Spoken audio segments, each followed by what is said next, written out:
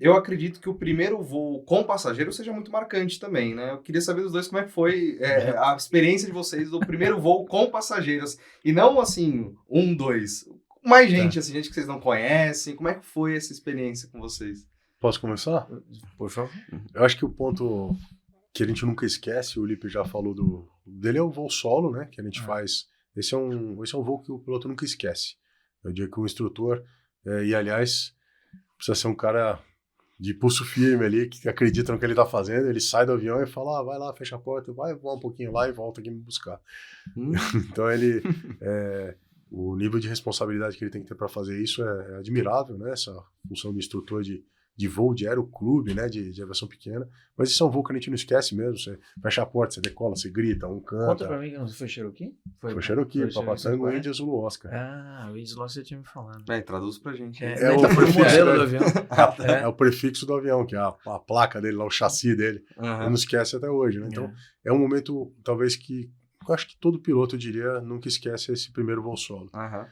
O voo com passageiros, na aviação pequena, a gente levou passageiros, Sim. mas é duas pessoas, quatro pessoas, não é nada que é marcante. A gente tá tão concentrado ali na operação e fazer o voo que às vezes não dá tanta relevância. Aí eu vou para o que você me perguntou, na minha parte, eu li por conta dele, o meu primeiro voo efetivo com piloto comercial, com o piloto em instrução no Fokker 100, eu nem lembro direito, porque eu tava tão nervoso. Nervosismo, né? Tão nervoso em fazer tudo certo, porque... Você tava com copiloto? Copiloto em instrução. Em instrução. Eu tinha acabado de sair do simulador. Tá. Eu me apresentei para o comandante do voo, que era o meu instrutor. Falei, com licença, comandante, faço parte da sua tripulação. Sou copiloto e seu aluno, primeira hora de instrução. Ele é bem-vindo, vamos fazer um voo junto. Me colocou no briefing, você fica meio perdido ali, né? Então eu não me lembro exatamente desse primeiro voo, porque eu estava muito atento a todos os procedimentos que eu tinha que fazer para não errar. Não lembro nada. Para onde foi o que eu tinha que fazer. Eu lembro, meu cérebro, ele jogou todos os recursos da CPU ali para fazer a coisa correta, então eu não consegui aproveitar este momento. Sim. Como o voo solo, a gente tem essa lembrança mais emocional, porque o voo solo você tem essa questão, um vínculo emocional. Sim. O meu primeiro voo como piloto comercial foi eu não tenho essa recordação por conta da concentração que eu estava. E só para passar para você, Lipe, interessante como isso acontece de novo, né? Depois de já voar anos ali com o piloto Fokker 100, já era um piloto comercial, eu fui voar o A330, que é um wide body, um avião grande. Tá. Quantos passageiros cabem, mais ou menos? 200 o 330, ele depende da configuração do operador. Mas ele vai de 200 e alguma coisa, 200 e pouco, até 330 pessoas, né? Nossa, acho que era 230. O nosso era pouco, porque tinha primeira classe naquela época. Primeira, executiva e econômica. Então ele tinha 200 e... Eu vou errar por pouco, tá? Mas 208, alguma coisa assim. Eu lembrava de 232, um número assim. Mas eu acho que isso era o peso de decolagem. É muito número para ele lembrar. Mas, era 200 um avião grande, principalmente tem bastante barriga para carga, né? Porão de carga ali. Hoje a gente no 321, né? Que é um avião narrow body, a gente já leva 220 pessoas. Mas é que lá tinha primeira classe executiva, eram 200 e poucas pessoas com certo conforto, mas muita carga. Mas eu já como um piloto comercial, com uma certa experiência, fui fazer meu primeiro voo de instrução como copiloto do 330, voo internacional. E esse eu lembro o voo. Eu lembro o instrutor, eu lembro tudo, o Master Escapim. Para onde foi? Guarulhos, Nova York. Eu lembro que eu cheguei em Nova York e eu falei pro Escapim, falei pro meu instrutor, eu falei, comandante, eu ainda tô sentado lá em Guarulhos, preparando o avião. Eu tão atrás do avião que eu tava, tão atrás do voo, porque é sempre muita novidade, muita coisa. Então, esses primeiros voos, principalmente na aviação comercial, eles... essa minha característica, cada um trabalha diferente, mas eu tinha uma concentração tão grande em fazer o que era previsto, o correto, que eu tenho poucas memórias dos acontecimentos. Imagino também que é uma coisa que é natural, entre aspas, é orgânica. Você tá ali se preparando tanto para aquilo que não imagino que seja algo assim, ó, vai. Agora vai, pega aí, leva 200 pessoas. Não é assim, é uma coisa muito gradual, né? Então não tem aquele marco como tem o voo solo. Você tem toda a razão. Que realmente muda tudo.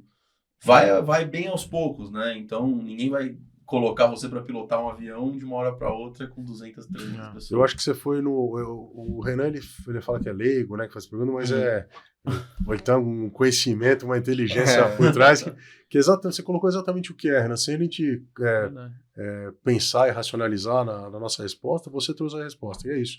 A aviação comercial, você começa treinamento de solo, você vai aprender os sistemas do avião. Aí quando vai pro simulador, que vocês viram lá, são muitas sessões de simulador. Pousa, decola 10 vezes. Que já é muito igual. Muito igual. Igual. É igual. Eu me senti literalmente dentro do avião. Exatamente. Voando mesmo. A preparação ela é muito boa. Você tem toda a razão. Aí quando você vai para o avião, é mais natural. Você colocou muito bem, Renato, a forma de pontuar. E talvez por isso que o choque seja menor. Sim. Para quem fazer um voo solo, por exemplo, no aeroporto. Isso aí deve ser totalmente diferente. E você lembra do teu voo, Lipe? Lembro. Até contar rapidinho uma história antes dessa. Você falou com passageiros, com muitos passageiros, né? Mas o meu primeiro voo com passageiro, que eram 2, foi engraçado pelo seguinte, foi aquele bonanza que eu comentei da Cauda.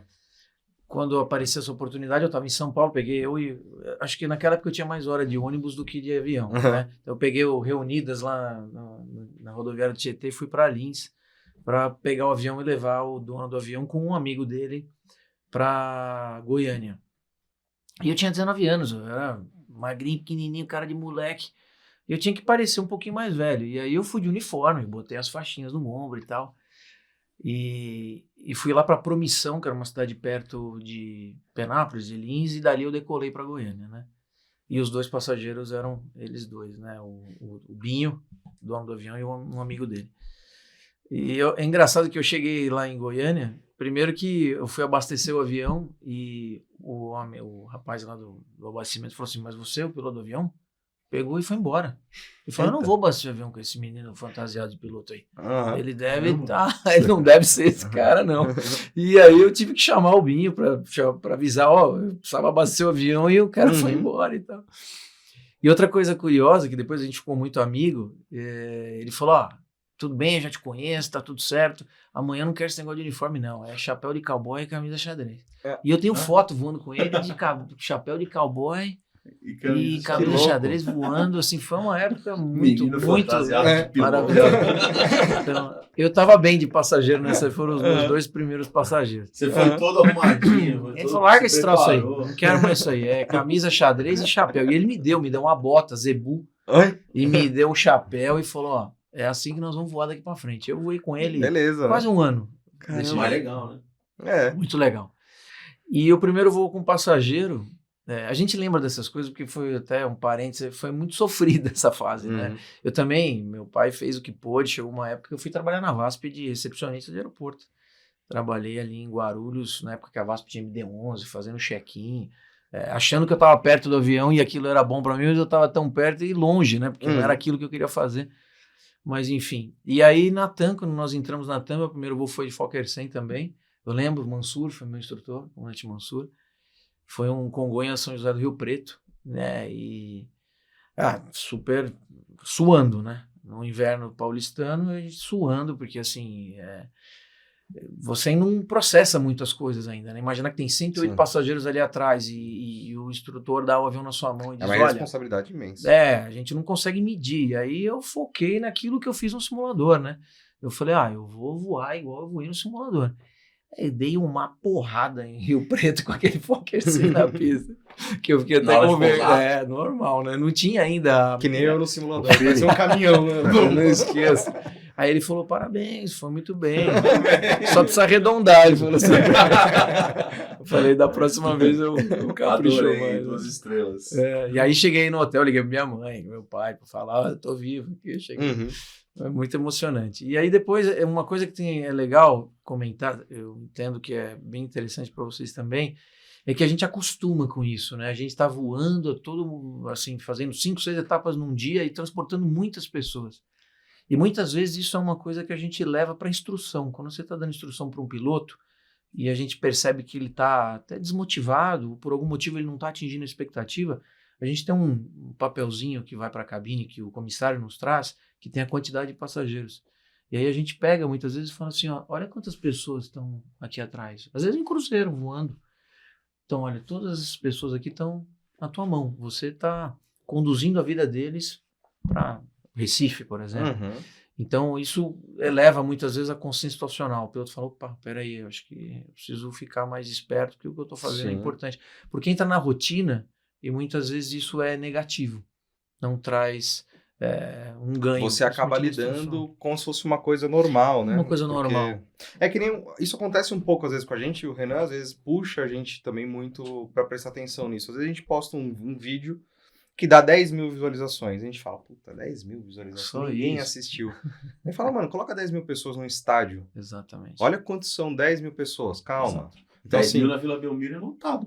a gente começa a cair nessa rotina, Certo. né? A gente começa a não perceber. Imagino que isso deve acontecer com vocês exatamente também, né? a mesma Vocês, lógica. pô, 200 pessoas, beleza, tem 200 pessoas ali, vou ali fazer meu voo e tal, mas...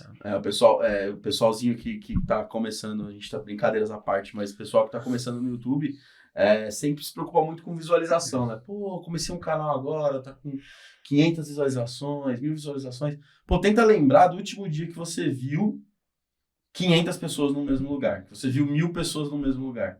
Cara, é muita gente que tá vendo ali, é muita gente que tá ali. Então, você tá falando pra muita gente. 500 pessoas já é muita gente. 100 pessoas já é gente pra caramba. Sim. Né? Então, 200 pessoas dentro de um avião, você tá maluco. putz, cara, e é a vida daquela pessoa, né? É. Muito mais do que isso. Claro que eu tô Quando eu vou comparando- dirigir um carro na estrada, eu já banana com fico, chuchu, tá, mas- tenho que dirigir um carro. Imagina, eu não consigo imaginar como seria um avião com... Acho que a gente comentou aquele dia no simulador, né? A gente costuma também trazer isso como ferramenta ou recurso de treinamento. Um médico que é super admirado por Sim. todos, né? Quando ele erra, e a gente obviamente espera que não, uma Sim. pessoa vai. Sim. Quando o piloto erra, centenas. Inclusive a vida dele pode ir junto, Sim. né? Então, o importante é a gente estar sempre muito bem preparado, tanto Sim. fisicamente, emocionalmente, quanto tecnicamente, É. né? Como a gente comentou, fatores humanos, é tudo isso muito importante.